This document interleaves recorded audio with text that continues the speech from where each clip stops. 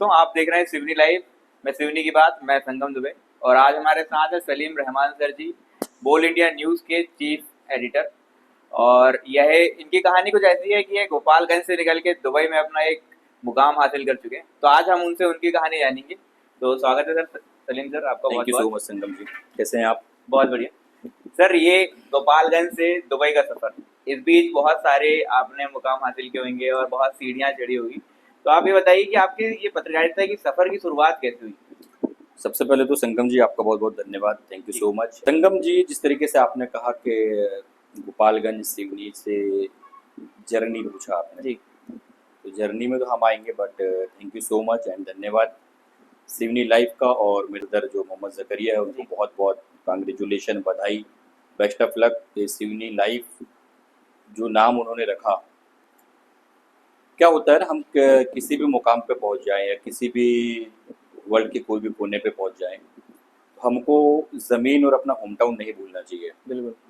और अपना home town देखते हुए, ज़िले का नाम देखते हुए, जो सिवनी लाइव आपके चैनल का नाम रखा गया है, जी काफ़ी अट्रैक्टिव नाम है। तो उसके लिए बहुत बहुत आपको, आपकी टीम को, जकरिया जी को बहुत बहुत मुबारकबाद, बहुत बहुत धन्यवाद। Best of luck. हमेशा आपके वीडियोस के ज़रिए मुझे अपनी मिट्टी की खबरें मुझे मिलते रहती हैं, सिवनी लाइव की, जी, यानी सिवनी की। तो ऐसे ही आप लोग करते रहिए, बिल्कुल। हमारा लक्ष्य भी यही है कि सिवनी की जो ऑडियंस बाहर रहती है और जो लोग रहते हैं वो अपना जुड़ाव महसूस कर सकें। जी। तो हम अपने सवाल पे आते हैं कि आपकी जर्नी की शुरुआत, आप एडिटर इन चीफ हैं बोल इंडिया न्यूज़ के और आप दुबई पे अच्छा खासा काम कर रहे हैं। जी, तो आपकी इस सफ़र की शुरुआत कैसे हुई? सफ़र की शुरुआत ऐसी है कि मैं बिलोंग करता हूँ सिवनी ज़िले से, आपने इंट्रो जी को ऑलरेडी बता चुका है। मेरे बड़े पापा की बात करूँ मैं, मिस्टर एम रहमान साहब है, जो सिवनी का सबसे, सिवनी तो छोड़िए, महाकौशल की अगर मैं बात करूँ तो कहीं गलत नहीं होगा। जी संवाद कुछ जो अखबार आता है, उस पे वो लिखा करते थे मिस्टर एम रहमान। उसके बाद में उन्होंने अपनी खुद के अखबारात चालू किए, जिसका नाम था सच्चाई की जंग। जी पत्रकारिता पे वही होता है कि आप सच दिखाएंगे तो आप सबके सामने बदनाम रहते हैं, हम्म, और पत्रकारिता का काम ही निडर है। लेकिन अगर आज की बात करें, आज की मीडिया की बात करें, तो किस दर्जे पे वो आपको पता है, मुझे बताने की ज़रूरत नहीं है। तो एम रहमान साहब का जो नाम था अखबार का, सच्चाई की जंग, जी मैंने सच्चाई बताना है, कुछ भी हो जाए जंग बिल्कुल कर लेंगे, उतर जाएंगे मैदान पे। तो काफ़ी हम लोग को उनकी बातों से, उनके अखबार से, वो कहते हैं एक जज्बा, कि घर पे बैकग्राउंड की अगर हम बात करें तो हम्म, जिस तरीके से चलता है उसी तरीके से कहीं ना कहीं लोग ट्रैक में आते हैं। फिर उसके बाद हम बात करें 2008 में राज एक्सप्रेस सिवनी ज़िले पे स्टार्ट हुआ, जी जो हसीब कुरैशी जी, मतीन नाशा एंड संजय जी हम्म, और टीम था। उसमें हमने गोपालगंज का, उस वक्त हमको ये नहीं मालूम था कि प्रेस क्या होता है, हम्म, पत्रकारिता क्या होती है। गोपालगंज पे हम अखबार बुलाते थे सिवनी से, खबरें लिखना स्टार्ट किया। हम्म, खबरें लिखने के बाद धीरे धीरे धीरे धीरे, जैसा मैंने रहमान साहब का जिक्र किया, उनकी तरफ से मोटिवेशन आते रहे, हम्म, पॉजिटिव वाइब आते रही कि आप करो, जितना कर सकते हो, जितना लिख सकते हो लिखो, डरने की ज़रूरत नहीं है। काफ़ी मूवमेंट ऐसे आए कि मुझे धमकियाँ भी मिली। आप गोपालगंज में गोपालगंज की आप खबरें प्रकाशित जी, करवाते थे राज गोपालगंज, एक्सप्रेस और अलग। गोपालगंज की खबरें जी प्रकाशित करते थे। कुछ खबरें ऐसी होती थी कि हेडलाइन से देना पड़ता था, जी बाय नेम। हम्म, उन खबरों पे धमकियाँ भी आती थी। हम्म, तो उस वक्त मेरे फादर की बात करूँ, पिताजी की बात करूँ, तो वो छिंदवाड़ा डिस्ट्रिक्ट में रहा करते थे। अच्छा तो वो खबरों को लेके ऐसा कहा जाता, कंप्लेंट किया जाता था कि यार तुम्हारा बच्चा तो बहुत, हम्म, यानी देख नहीं रहे, वो रिलेशन वाला भी है तो उसके भी खिलाफ खबर लिख रहे हैं, हाँ अदर का भी है तो उसके खिलाफ हम्म, खबर लिख रहे हैं। तो काफ़ी मूवमेंट ऐसे आते रहे कि आप अखबार बंद करो। हाँ लेकिन मुझे मेरे बड़े पापा की बात ही हमेशा याद आती थी कि सच्चाई की जंग, कि सच्चाई लिखते रहो, हम्म, कभी हारना नहीं, आपकी हमेशा जीत होगी।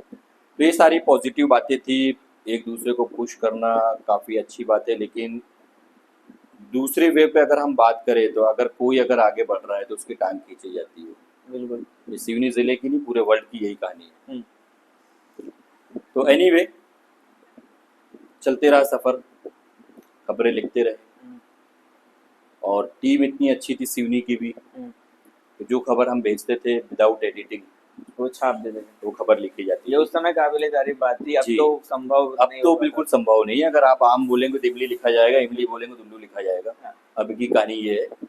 और खासतौर से इंडिया की अगर बात करूँ पत्रकारिता की, ये इसी स्तर की पत्रकारिता बची है। चुनिंदा पत्रकार बचे हैं जो जिसको आप उंगलियों पकड़ लेंगे, बिल्कुल बिल्कुल। लेकिन वो भी वही है कि आज सोचते हैं कि हमारे ऊपर कब नोटिस आ हाँ, जाए। संभव नहीं है ग्राउंड रिपोर्टिंग जी। आज के समय में। तो कहने का तात्पर्य यह है कि आप सच्चाई लिखते रहिए, एक न एक दिन सफल आपको मिलेगा।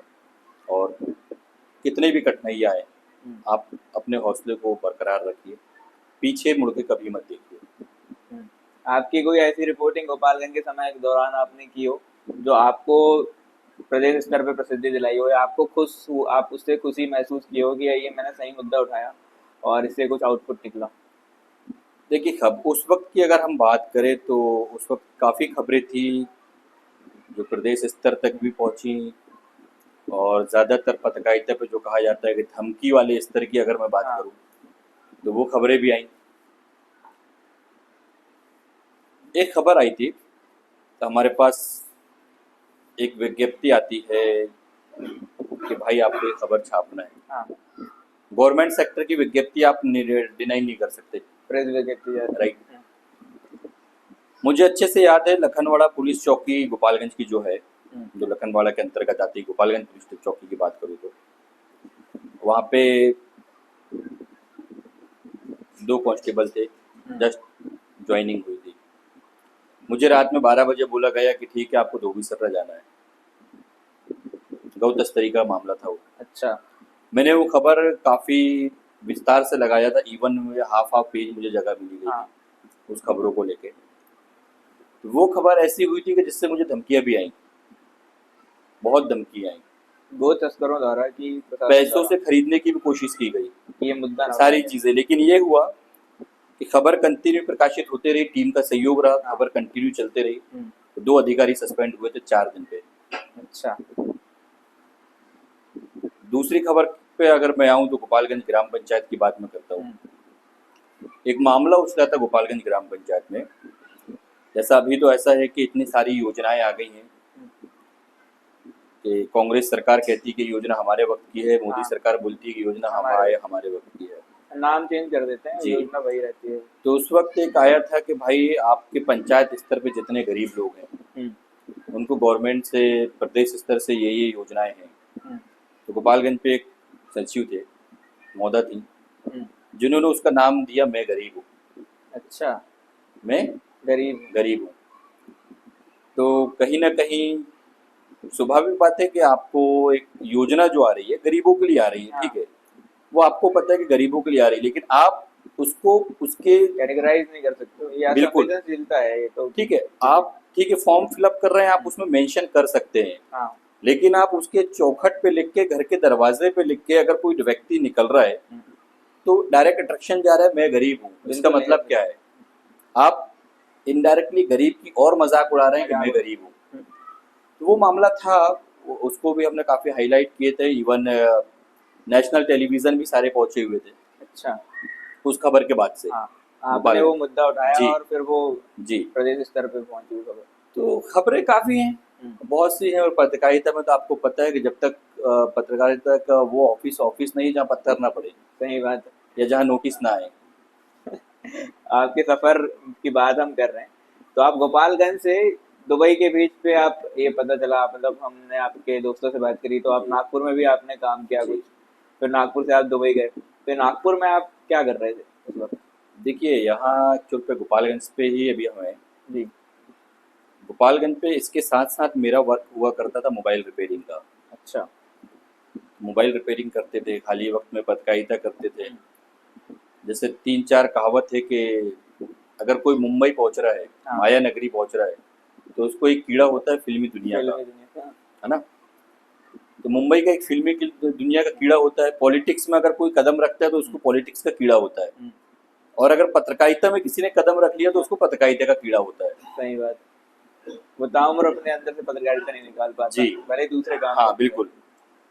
तो गोपालगंज से फिर हम जब नागपुर पहुंचे तो नागपुर में भी स्वाभाविक बात है, गोपालगंज में हम लोग जानते थे, नागपुर में तो नहीं जानते थे। हाँ।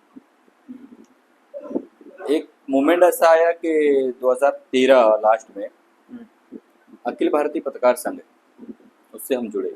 हाँ। जुड़ने का रीजन ये रहा कि ऑलरेडी पत्रकारिता, जो आपको हमने बोले कि पत्रकारिता नहीं जा सकती, हाँ।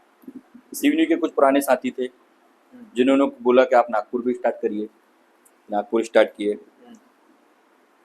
2013 17 नवंबर को मैंने एक इवेंट रखा, अपने प्राइवेट उससे नागपुर में खुद के। जी, शिक्षक सहकारी बैंक है, जिसके प्रेसिडेंट हुआ करते थे मिस्टर नितिन गडकरी। अच्छा। और अनीस अहमद थे उस वक्त राज्य मंत्री। तो उन लोगों को हमने एज अ चीफ गेस्ट बुलाए और वो आए भी। और विदर्भ वीर के नाम से है पत्रकारिता के मामले पे, विदर्भ की बात करूँ तो उमेश बाबू चौबे, आप अगर पढ़े होंगे उनके बारे में। उमेश बाबू चौबे उस वक्त के पत्रकार थे जिस वक्त कॉटन मार्केट की आलू की एड आती थी, विज्ञापन, आलू की एड पुराने, आप समझ सकते हो किस वक्त के थे वो। तो उन्होंने मुझे 2-3 बार देखा और कहा कि रहमान लिखना बंद करो, आप माइक पकड़ो। उस समय शिफ्ट भी हो रहा था जी, बहुत कुछ डिजिटल में। हाँ बिल्कुल। नहीं, डिजिटल की अगर हम बात करें तो डिजिटल तो ये समझिए कि आप 16-17 के बाद डिजिटल आया। बूम 2016-17 में। हाँ। और अभी हम जो बात कर रहे हो 13 की बात कर रहे हैं। अच्छा। हाँ। तो उमेश बाबू चौबे ने बोले कि आप लिखना बंद करो, एक काम करो, आप माइक पकड़ो। हाँ। हमने कहा बाबूजी, बोले नहीं। तो धीरे धीरे जर्नी स्टार्ट होती गई, फिर से नागपुर में। अब हाँ, नागपुर में फिर से एक नई जर्नी शुरू हो रही है आपकी, जहाँ आपने माइक के साथ शुरू किया। तो रिपेयरिंग भी चलती थी एक तरफ। हाँ। चौबे जी ने आपको एक मंच दिया, आपको माइक दिया, आपसे बात की, उसके बाद क्या हुआ, आपकी कहानी कैसे बढ़ी? और अभी कहानी कैसे बढ़ी, चलो आते कहानी पे। तो संगम जी, हम बात कर रहे थे उमेश बाबू चौबे जी की। तो उस वक्त उन्होंने कहा कि यार माइक पकड़िए अब। तो चरडी कला टाइम टीवी करके चैनल था जो पंजाब से है, उसका मैंने पूरा विदर्भ देखा। और सबसे पहले नागपुर की शुरुआत की अगर मैं बात करूं तो मुझे अप्रूवल आया, असाइनमेंट आया, तो आपको नितिन गडकरी का इंटरव्यू करना है। अच्छा, इसी चैनल के थ्रू? जी, फर्स्ट असाइनमेंट। हाँ। जिस वक्त नितिन गडकरी का ये चल रहा था कि लोकसभा इलेक्शन ही नागपुर से लड़ने वाले, जी, 7 बार के सांसद कांग्रेस के विलास मुत्तेमवार के खिलाफ। हाँ। हमने ऑफिस कॉल किए नितिन जी के और पहुंचे ऑफिस। तो उस वक्त की जर्नी ये थी कि यहाँ सिवनी की अगर हमने बात की, गोपालगंज की बात की, तो अखबार पे लिखा करते थे। और उस वक्त वो सुविधा नहीं थी जो कि आप आज बैठ के व्हाट्सएप पे बैठ के 50 लाइन की विज्ञप्ति लिख के आपने विद इन 2 सेकेंड्स में भेज दिए और डेली पहुंच गई। उस वक्त ये था, हम लोग लिखा करते थे हाथ से गोपालगंज से। और जैसे सिवनी और गोपालगंज मोहगांव कमांडर चलती है, उस वक्त हम उनको दिया करते थे लेटर। अच्छा, कि राज एक्सप्रेस के ऑफिस में देना है या योग श्रेष्ठ के ऑफिस में देना है। तो मोबाइल का मेमोरी कार्ड देते थे कि ये घटना है, इसकी 3 फोटोज कॉपी कराना है। वो ड्राइवर्स भी बेचारे इतने अच्छे रहते थे भाई लोग सब, क्योंकि मेमोरी कार्ड वहाँ कॉपी कराते थे, पिक्चर्स कॉपी करा के मेमोरी कार्ड वापस ला के प्रॉपर आके मेरे ऑफिस में गोपालगंज पे देते थे। तो उस वक्त और अभी में फैसिलिटी बहुत है, बहुत अलग। तो गडकरी जी का इंटरव्यू किए, काफी मजा आया। लाइफ का पहला इंटरव्यू, लाइफ में पहली बार माइक पकड़े। इवन के क्वेश्चन क्या करनी है, आंसर क्या आएगा, कोई सोच नहीं, आगे पीछे कुछ नहीं, सीधे आप चले गए, बस करना है। वो इंटरव्यू मेरा यूट्यूब में है, सलीम रहमान विद नितिन गडकरी करके, लाइफ का फर्स्ट इंटरव्यू था वो। इंटरव्यू किए, सारी चीजें। एक्साइटमेंट इतना था कि जिस दिन हम उनके घर पहुंचे थे, आई थिंक होली का दिन था, और हम उनको बधाई दे रहे हैं दिवाली की। तो जैसा मैंने कहा कि 3 प्लेटफॉर्म ऐसे है कि एक बार कीड़ा आपको आ गया तो वो छूटता नहीं। बॉलीवुड एंड पॉलिटिक्स और पत्रकारिता। तो जर्नी ऐसी चलते रही नागपुर की, कंटिन्यू नागपुर में भी वर्क करते रहे, सारी चीजें। वहाँ भी यही सफर भरा था। कभी इधर से धमकी आ रही, कभी उधर से नोटिस आ रहा है। वो वहाँ भी आप ग्राउंड जर्नलिज्म जारी रखा? वहाँ भी जारी कर रहा करते थे। इवन मुझे अच्छे से याद है कि रानी दुर्गावती चौक एक टीका के अगल बगल पे नागपुर पे, वहाँ बुद्धिस्ट समाज के और पंजाबियों का बहुत बड़ा मोर्चा निकला। हाँ। और उस दौरान पे वहाँ पे हिंसा हो गई दोनों के बीच में। अच्छा। लाठी चार्ज हो गया संगम जी, कर्फ्यू लग गया, लेकिन हमारी रिपोर्टिंग नहीं रुकी। इवन के एक दूसरों से कांटेक्ट थे कि भाई कहाँ क्या हो रहा है, किधर लाठी चार्ज हो रही, किधर क्या, बस कुछ विजुअल ऐसे आ जाए कि वो मोमेंट सिर्फ अपने पास रहे, है ना, कैमरे पे कैद होने को होना बस। वो मोमेंट कवर करने के चक्कर पे हमको यहाँ पत्थर लगा, निशान है यहाँ। आप वहीं थे, ग्राउंड में थे और आप कवर ग्राउंड रिपोर्टिंग लाठी चार्ज के दौरान। हाँ, लाठी चार्ज हो रही है, सब कुछ हो रही है, इवन तलवारें निकल रही हैं रोड में, और हम कवर कर रहे हैं बस जुनून पत्रकारिता का। और हमारा ही नहीं, हर किसी की अगर पत्रकारिता की बात करेंगे तो यही हिसाब रहता है कि जुनून, कहीं से भी रिपोर्ट हमारी वायरल होना चाहिए, ब्रेकिंग जाना चाहिए। पत्थर लगा, 4-5 पत्रकार हम लोग, हमने कहा यार एक काम करते हैं, वो 5वें फ्लोर में चल के कवर करते हैं, क्योंकि नीचे अब कुछ ज्यादा माहौल गड़बड़ लग रहा है। जब हम ऊपर चढ़े, ऊपर से हम फिर विजुअल ले रहे हैं, तो जस्ट सामने वाला कहता भाई ये ब्लेड कैसे गिर रहा है? बोले पता नहीं, देखते हैं तो अपने ब्लेड गिर रहा है। तो वक्त ऐसा गुजरते गया, तो फिर नागपुर की जर्नी चलते रही। उसके बाद फिर 2016 पे फिर मैं 16 से स्टार्ट किया मुंबई। आपने 3 साल नागपुर में किया और वहाँ आप सेलिब्रिटी और पॉलिटिक्स ये सब कवर कंटिन्यू वो कवर करते रहे। उसके बाद हमने कहा यार गोपालगंज हो गया, सिवनी हो गया, नागपुर हो गया, कुछ अब आगे ट्राई किया जाए। क्योंकि याद आती थी बड़े पापा की, सच्चाई की जंग, बिल्कुल आप आगे निकलते रहिए, संघर्ष करते रहिए। सफर एक संघर्ष है, जिंदगी जब तक आप संघर्ष नहीं निकालेंगे, जब तक पैर में कांटा नहीं चुभेगा, आपको पता नहीं चलेगा दर्द क्या होता है। सही बात। संघर्ष करते रहे, आप जैसे भाइयों के, साथियों का, फैमिली सबकी दुआएं हैं। बढ़ते बढ़ते मुंबई पहुंचे। मुंबई पहुंचे कैसे आप? किसी ने बुलाया आपको या आपका खुद का मन था? नहीं, मन तो जाहिर सी बात है, आपको भी अगर बोलेंगे कि ताजमहल चलना है जाएगा, आप भी बोलोगे बिल्कुल जाएंगे, भलाई वहाँ मुमताज की पूरी स्टोरी पढ़ लेंगे। सही बात। लेकिन ताजमहल आप पहुंचोगे, वहाँ क्या होगा वो नहीं देखेंगे आप। तो मुंबई पहुंच गए। मुंबई पहुंचने के बाद हमारे एक साथी हैं, वो भी इवेंट कंपनी से हैं, उनका भी बॉलीवुड से ताल्लुक। तो हम नागपुर में जो कवर करते थे, पॉलिटिक्स कवर करते थे, थोड़ा बहुत क्राइम कवर करते थे बस। तो क्राइम में धमकियां बहुत आती हैं। यहाँ भी थे, धमकी में धमकी झेलते झेलते पता नहीं क्या हो जाएगा। सही बात है। इसलिए क्राइम हमने फिर साइड किया। पॉलिटिक्स करते करते फिर वो इवेंट कंपनी पे उनके साथ हमारी जर्नी चालू हुई, मुंबई नागपुर। इत्तेफाक से फिर मुंबई शिफ्ट हो गए। मुंबई शिफ्ट हुए तो वहाँ भी हुई कीड़ा पत्रकारिता नहीं, वहाँ तो ये लय यही चलते रही, फिर शुरुआती पत्रकारिता थी वहाँ पे, फिर ये लय चलते रही, पत्रकारिता वहाँ चलते रही। तो वहाँ लेकिन हमने बॉलीवुड और पॉलिटिक्स दो ही बीट जी। वो करते करते कंटिन्यू, जब बॉलीवुड फिर कवर करना स्टार्ट किए, तो बॉलीवुड की बात की अगर दुनिया की आगे की निगाह डालते हैं तो आज की तारीख में पूरे वर्ल्ड का सेकंड होम है दुबई। बिल्कुल वेलकम स्टेट भी है वो, सबको वेलकम भी करता है। तो मुंबई किए, मुंबई में अच्छा चल रहा था, सारी चीज़ें बढ़िया थी, आप लोग की दुआएं थी, बट कोविड आ गया बीच में।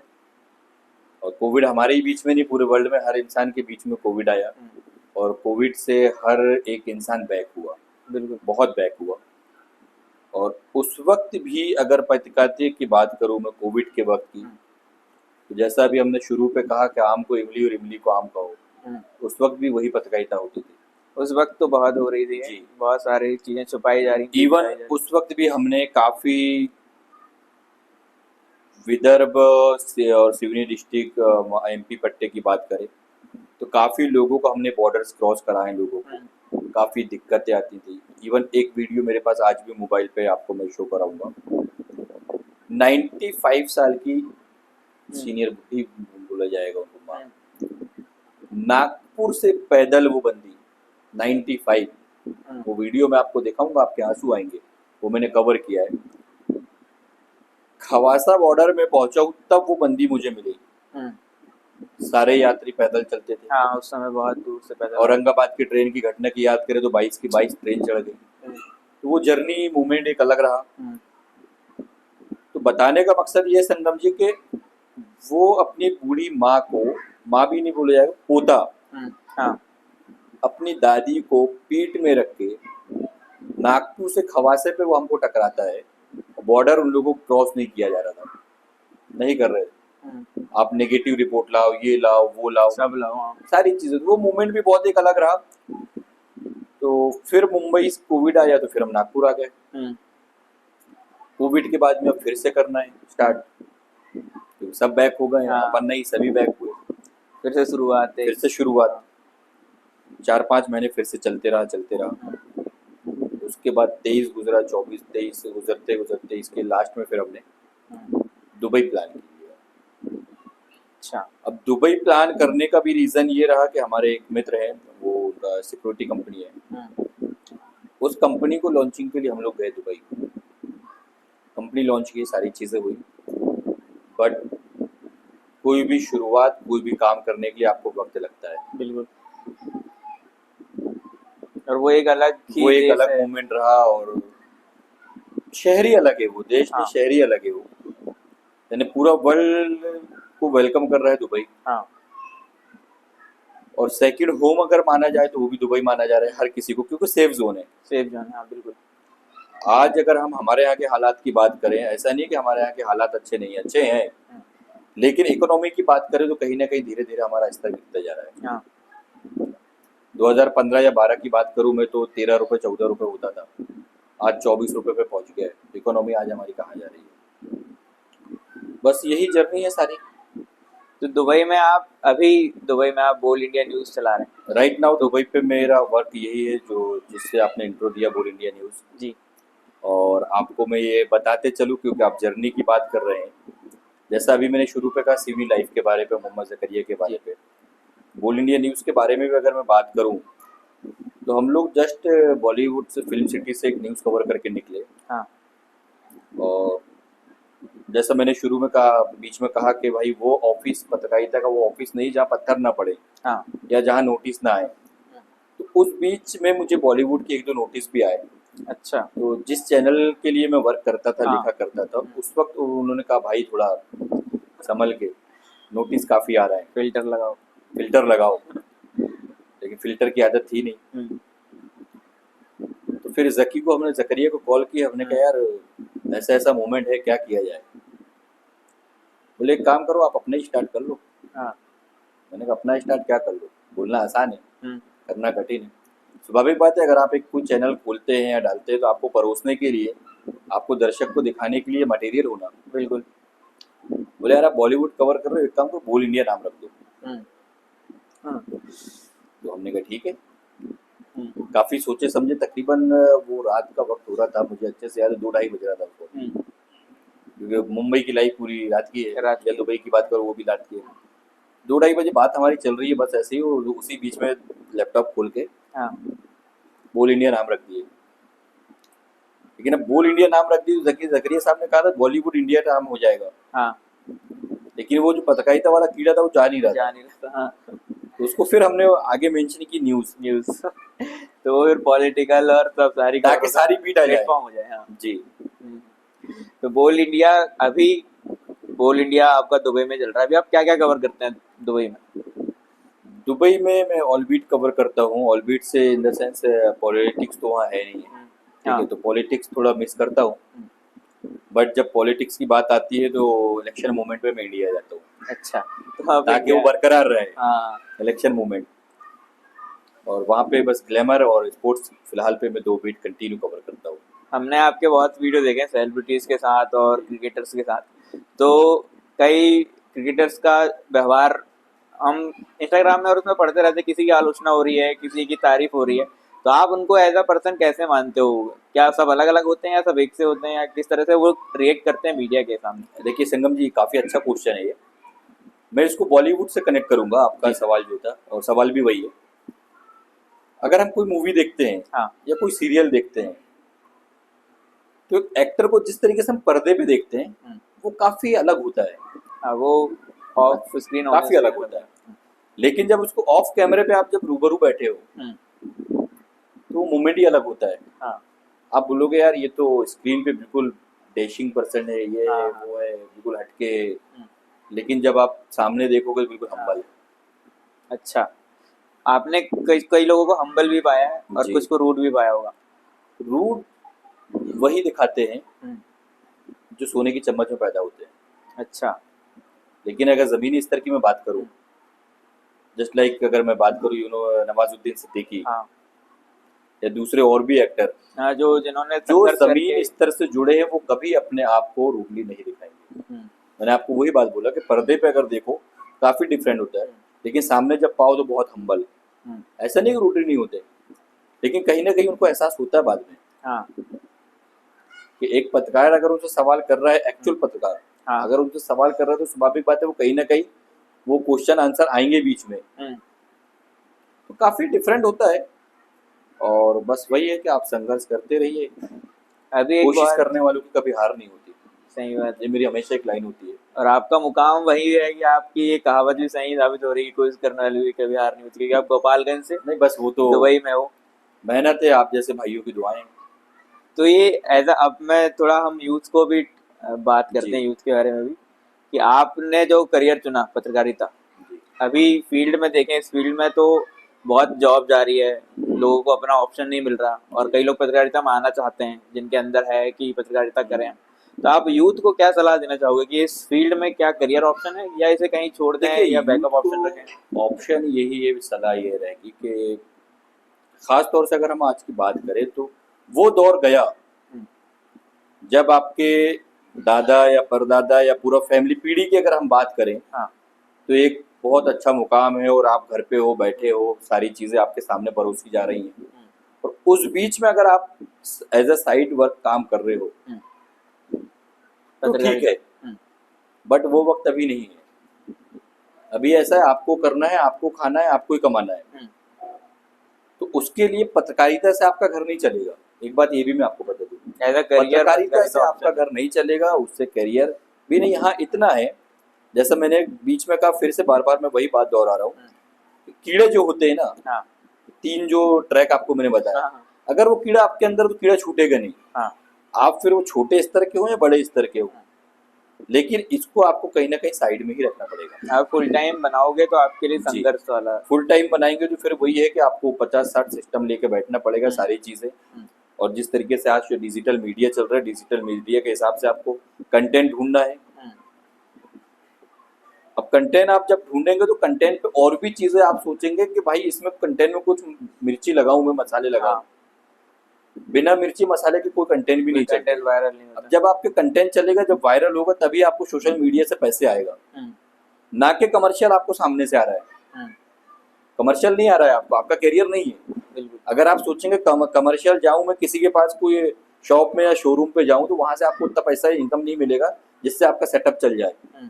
आप सेटअप चलाने के लिए, आप अपना घर चलाने के लिए आप वही कंटेंट ढूंढोगे जो वायरल हो। वायरल हो तो आपको पैसा कहाँ से आ रहा है? सोशल मीडिया से आ रहा है, ना कि सामने वाले के शोरूम से आ रहा है। मतलब किसी को पत्रकारिता करना है तो वो सोशल मीडिया और डिजिटल प्लेटफॉर्म में, यूट्यूब बिल्कुल कर सकता है, बिल्कुल कर सकता है। आज देखिए मैं आपको बात करूं, रवीश कुमार जी अगर एनडीटीवी से छोड़ा गया है, छोड़े हैं उन्होंने, छोड़ने के बाद वो किस प्लेटफॉर्म पे आए आप बताइए मुझे? यूट्यूब में आए। अगर आज कोई बड़े प्लेटफॉर्म में खबर लाइव चल रही है, विद इन 10 सेकंड भी छोड़िए, लाइव आपको यूट्यूब में मिल जाएगा। आज घर की जो टीवियां हैं, एलसीडी है, वो सिर्फ होम डिपार्टमेंट के लिए बची है, बिल्कुल सीरियल देखने के लिए। वही भी अब एलईडी और आप देख रहे हो पूरा डिजिटल पे ही। आज रवीश कुमार की बात करें तो रवीश कुमार किस पे उतरे हैं अभी? डिजिटल मीडिया पे ही है ना। तो डिजिटल मीडिया में है, पैसा कहाँ से आ रहा है उनको? डिजिटल मीडिया से आ रहा है, ना कि वो कोई शोरूम पे जा रहे हैं, ना कि वो पॉलिटिक्स में जा रहे हैं। भाई ठीक है, मुझे यहाँ से पैसा दे, तो बिल्कुल नहीं। बहुत सारी चीजें हैं। डिजिटल मीडिया बहुत अच्छा प्लेटफॉर्म है, डिपेंड करता है आप उसे कैसे यूज कर रहे हैं। आप बॉलीवुड भी कवर करते हो, तो अभी एक बहुत फेमस टर्म चल रहा है पेपरबाजी। पेपर, तो पेपर वाले जो मतलब वायरल कंटेंट जो बनाते हैं हीरो हीरोइन के, तो ये भी बहुत बात चलती है कि पहले सेलिब्रिटी लोग कॉल करते हैं कि हम यहाँ स्पॉट होंगे, फिर वो जाते हैं और कहते हैं ये स्पॉट भी फला जगह। तो क्या ये होता है? नहीं, ये बिल्कुल होता है। देखिए मैं आपको बता रहा हूँ कि स्वाभाविक बात है कि अगर मैं यहाँ आया हूँ तो आपको सपना तो आया नहीं कि मैं यहाँ पहुंचा हूँ बिल्कुल। हाँ सही बात है। राइट। हम्म, आपको भी आपके चैनल से खबर दी गई है हाँ कि फला शख्स आया, उनको हाँ आपको जाके कवर करना है, या कोई आया उनको कवर करना है। तो इसी तरीके से अगर हम बॉलीवुड की भी बात करूँ तो सारी चीजें स्क्रिप्ट होती है। हम्म, जिस तरीके से फिर से मैं वहीं आऊंगा कि पत्रकारिता आज जिस स्तर पर रह गई है, हम्म, स्क्रिप्ट, इसी तरीके से हर लाइन पे स्क्रिप्ट है। हम्म। ऐसा नहीं कि पत्रकारिता पे ही स्क्रिप्ट है, बॉलीवुड में भी स्क्रिप्ट है। क्योंकि कुछ भी संगम जी अगर मुंबई से दुबई जा रहे हैं तो आपको दुबई एयरपोर्ट में स्पॉट करना है। हाँ अब मुझे खबर रहे कि आपकी टीम बताएगी तभी मेरी टीम जाके आपको कवर करेगी, मतलब ये स्क्रिप्ट ही रहता लेकिन है वो भी कोई। फ्री पे नहीं करेगी। अच्छा आपका भी ओके। पैकेज होता है फिर 6 महीने का। अच्छा 6 महीना में आपको कवर करेंगे। अच्छा, ये होता है कि अगर मैंने आपको, मान लो मैं सेलिब्रिटी हूँ, मैंने आपको रैंडम खबर भेजी कि मैं यहाँ से यहाँ जा रहा हूँ, तो आप कवर नहीं करोगे? मतलब जो पेपर वाले होते हैं या अखबार वाले होते हैं वो कवर नहीं करते हैं जब तक उनको पैकेज में बात ना हो उनसे। देखिए अभी हम इसके पहले जो पॉइंट में बात कर रहे थे, हाँ कमर्शियल डिजिटल मीडिया और हाँ सोशल मीडिया की, पैसा कहाँ से आएगा? स्वाभाविक बात है, आपको भी पैसे की नीड है, मुझे भी पैसे की बिल्कुल, नीड है, सामने वाला जो जा रहा है उसको फेम की नहीं। इनडायरेक्टली वो फेम हाँ तो पाएगा, लेकिन फेम कब पाएगा? फेम पाएगा जब वो किसी के पैसे, पास चीफ गेस्ट बन के जाएगा। बिल्कुल चीफ गेस्ट कब बनेगा? जब वो फेम पूरा पा फेमस लेगा, होगा। हाँ जब वो पूरा डिजिटल मीडिया पे सामने वायरल हो रहा है। हम्म, अगर सिवनी लाइव कोई सेलिब्रिटी को बुला रहा है और मैं आपको सजेस्ट करूं कि एम रहमान साहब को बुला लीजिए, हाँ तो सबसे पहले आप एम रहमान साहब के बारे में पूरा सर्च करोगे। सही बात। अब जब सर्च करोगे तो जब मैंने या मेरी टीम ने स्पॉट की होगी हम्म, सोशल मीडिया पे, अगर उनके कंटेंट होंगे तो तभी तो वो शो डिजिटल मीडिया पे आएंगे। हाँ तो ये सारी चीजें हैं। कान आप इधर से पकड़ो हाँ या इधर से पकड़ो, पॉलिटिक्स की पकड़ो या पत्रकारिता की पकड़ो या ग्लैमर की पकड़ो, बात एक ही है। और अभी आप दुबई में रह रहे हो, जी। तो दुबई कैसा शहर है? दुबई कैसा शहर है? आप चलिए, बिल्कुल मैं आपको इनवाइट करता हूँ। हम तो चल लेंगे, लेकिन तो बहुत सारे लोगों का सपना होता है जी कि हम फॉरेन जाएं, और सबसे एक्सेसिबल जो चीज लगती है लोगों को तो वो दुबई लगती है। जी। घूमने भी बहुत लोग जाते हैं और करियर वाइज भी बहुत लोग जाते हैं, और इसमें देखिए बहुत लोग फंसते भी हैं। तो मैं ये बिल्कुल चाह रहा हूँ कि फंसते आप इस पॉइंट पे थोड़ा एक नज़र डाल दें कि उसमें फंसने से बचना कैसे है, या सही जगह हम कैसे जा सकते हैं। देखिए दुबई शहर की आपने बात किया तो नो डाउट वर्ल्ड का सबसे बड़ा शहर भी नहीं कहा जाएगा, छोटा सा शहर है वो। जी छोटी सी कंट्री है यूएई, जिसके 7 स्टेट है। जी। उस 7 में एक पार्ट है दुबई, हम्म, जिसको फुल एक्सेस दिया गया है, अच्छा। और 7 स्टेट के कानून अलग है। हम्म, अगर आप जा रहे हैं या फिर अदरवाइज कोई जाता है तो सबसे पहले वो ये सोचता है यार मैं गल्फ कंट्री जा रहा हूँ तो वहाँ के कानून कैसे होंगे, हाँ या फिर सबसे फर्स्ट पॉइंट पे वो फंस जाता है यार वहाँ की लैंग्वेज अरबी है, हाँ मैं उसको कैसे टैकल करूँगा, हैंडल करूँगा। लेकिन दुबई की सबसे अच्छी बात यह है कि पूरा वर्ल्ड वहाँ है, उसके बाद भी हमारे अगर हिंदुस्तान की बात करूँ तो हिंदी नंबर 1 पे है। अच्छा, वहाँ हिंदी ये गर्व तो की बोली बात है, जाती है। ये गर्व की बात है हमारे लिए कि हिंदुस्तान की लैंग्वेज हिंदी उर्दू बोला जाए, उर्दू भी हमारे हिंदुस्तान से ही हाँ हाँ निकली है। बिल्कुल। तो गर्व की बात है कि 65% हिंदुस्तानी वहाँ है, और अगर जिस दिन हिंदुस्तान खत्म हो गया उस दिन दुबई खत्म हो गई, अच्छा जहां तक मैंने देखा है पिछले 1.5 साल हाँ से। जिसने मुंबई को एक्सेप्ट कर लिया उसने दुबई को एक्सेप्ट कर लिया। हम्म, जैसा मैंने अभी कहा कि संघर्ष करते रहिए, हौसले बरकरार रखिए, कहीं ना कहीं आप अपने मुकाम पे अपनी सीढ़ी पे जरूर पहुंचोगे। लैंग्वेज की कोई प्रॉब्लम नहीं है, कोई कुछ प्रॉब्लम नहीं है, दुबई पे सारी चीज़ें हैं। बट इतना है, अगर आप एक बार दुबई आपको एक्सेप्ट कर लिया या मुंबई ने आपको एक्सेप्ट कर लिया, आपको वहाँ से पीछे आने के लिए कोई नहीं रोक सकता। कुल मिला के ये है कि आपको अपनी जिम्मेदारी पे दुबई जाना बस होगा। फोकस करना है काम पे। टाइमिंग सबसे महत्व है। टाइम अगर सामने वाले ने आपको दिया है कि भाई आप 2 बजे इस जगह पे पहुंचना है, हाँ 155, 158 में आपको पहुंचना है, यानी पहुंचना है। 25, 210 नहीं होगा। ये दुबई की खासियत जी। भी है कि आप ये टाइम दुबई को की भी लेके। खासियत है, ये मुंबई की भी खासियत है। बिल्कुल। और जो टाइम में पंचुअल हो गया वो कभी हार नहीं सकता। क्योंकि मैं अभी हाल ही के दिनों में मुंबई गया था, तो जी। मुंबई में भी सब भागते दिखते हैं। आप यहाँ से जाओगे तो आपको लगेगा कि ये भाग क्यों रहे हैं, बिल्कुल। लेकिन जब आप वहाँ की लाइफ जीने लगते हो तो समझ आते लेकिन जब आप उनसे ये पूछे होंगे ना, आपने जब हाँ। उनसे, जैसा आपने कहा कि भागते हैं, हाँ जब आप उनसे डिस्कस किए होंगे तो वो बोल रहा है भाई मैं फला स्टार बक्स से उठ के एक मीटिंग से आया हूँ, बस एक जगह जा रहा हूँ, हाँ, वो उनका वही इस थीम मीटिंग रहता से है। उठा हूँ, उस मीटिंग पे जा रहा हूँ। कि वो काम के लिए ही जैसे भागते इंदौर की अगर हम बात करूँ तो इस चार्ट से आए, यहाँ ये खाए थे, अभी वहाँ खाने ये जा रहे हैं। ये फर्क है ये शहरों फर्क है। में। अब हम अंतिम मुंबई की लाइफ तो यह है कि अगर आपको मीटिंग के लिए जाना है तो हाँ। भाई खाना अगर आपका बन के रेडी है हम्म, तो आप खा पाओगे, बिल्कुल। रेडी है तो। हम्म, या तो आपको मैगी खाना है, हाँ, या फिर चलते चलते बड़ा पाव खाना है, और वही बड़ा पाव खाते खाते आपको रिक्शा में बैठना है यानी ऑटो में, या फिर लोकल ट्रेन पे बैठना है। खाने के लिए आप रुक गए यानी सामने वाला आपका वेट नहीं कर रहा है फिर बिल्कुल। टाइम का बहुत टाइम का। हम अंतिम सेगमेंट की तरफ बढ़ रहे हैं इसके। तो हमारा अक्सर ये सवाल रहता है सिवनी के पत्रकारों को लेके। आप सिवनी के पत्रकारों से आए हो, तो सिवनी में पत्रकार बहुत ज़्यादा हैं अगर देखा जाए तो। जी, तो आप इनके बारे में कुछ दो शब्द कहते हैं तो। इनके बारे पे दो शब्द क्या कहें, बस वही है कि सिवनी की पत्रकारिता, नो डाउट सिवनी लाइफ में हम बैठे हैं, सिवनी जिले की बात कर रहे हैं, सिवनी पत्रकारिता की बात कर रहे हैं। महाकौशल से काफ़ी अच्छे अच्छे नाम निकले हैं। बिल्कुल। आप बॉलीवुड के क्षेत्र में ग्लैमर में जाएं या क्रिकेट में जाएं, लाइक अरशद खान की बात करें हम, या फिर ग्लैमर में काफ़ी नाम है, लेकिन फिर पत्रकारिता में भी आते हैं तो पत्रकारिता में भी काफ़ी अच्छे अच्छे नाम हैं। लेकिन मसला बस वही है कि जो शुरू में कहते आम और इमली और आम, वो हर जगह है, तो इससे बचो और बचना चाहिए। आपका अब अगला स्टेप क्या है? दुबई के आगे कुछ है कि दुबई नहीं, में कुछ दुबई बड़ा? तक ही सीमित रहना है मुझे, दुबई में कुछ बड़ा करने का दुबई प्लान? तक सीमित रहना है, बड़ा करना है। आप लोग की दुआएं रहेंगी, माँ बाप, और सबसे जो बात है माँ बाप की दुआएं, जी, वो हर व्यक्ति के साय पे, मेरा तो ये कहना है कि आपकी आखिरी सांस तक आपके माँ बाप आपके साथ हैं, उससे बड़ी तो बात आप कोई जंग नहीं हार सकते, बिल्कुल। कोई जंग नहीं हार सकते। कितनी तकलीफें आ जाएं, कितनी मुश्किलें आ जाएं, ये बात सही है, आपके पैर पे कांटा चुभना बहुत ज़रूरी है, तब आपको एहसास होगा कि दर्द क्या होता है। लेकिन उस दर्द के बीच में अगर माँ बाप की दुआएं आपके साथ हैं, वो दर्द एहसास भी नहीं होगा। तो मेरी हर पेरेंट्स के लिए, हर भाई के लिए, या हर यूथ के लिए यही दुआ रहेगी कि हमसे पहले, या वो सॉरी, माँ बाप से पहले हमें उठ जाए वो चलेगा, लेकिन हमारे सामने माँ बाप का साहिब हमेशा बने रहे। तो माँ बाप की दुआएं से बढ़कर कोई नहीं। ये आपने बहुत बड़ी बात कह दी कि माँ बाप की दुआएं। रीज़न ये है, हमारे यहाँ का कल्चर हो या कहीं का भी कल्चर हो, आपने मेरे साथ में पढ़े, क्लासमेट है, सब कुछ है, जो भी है, आप आगे बढ़ोगे तो मुझे दुआएं, खुशी होना चाहिए। बिल्कुल। लेकिन हमारे यहाँ का खासतौर से कल्चर ये रहता है कि यार संगम ने पढ़ा तो ज़रूर है भोपाल पे या गोपालगंज पे या सिवनी पे, लेकिन अचानक ये मुंबई, और मुंबई से दुबई, और दुबई से अमेरिका और यूके कैसे पहुँच गया, तो उसकी जर्नी नहीं देखा जाएगा, उसका संघर्ष नहीं देखा जाएगा, कितने कांटे गड़े हैं वो नहीं देखा जाएगा। संगम ने जो बिल्डिंग्स बनाए हैं या संगम ने जो कर रहे हैं, उसको काटने की पहले तैयारी की जाएगी।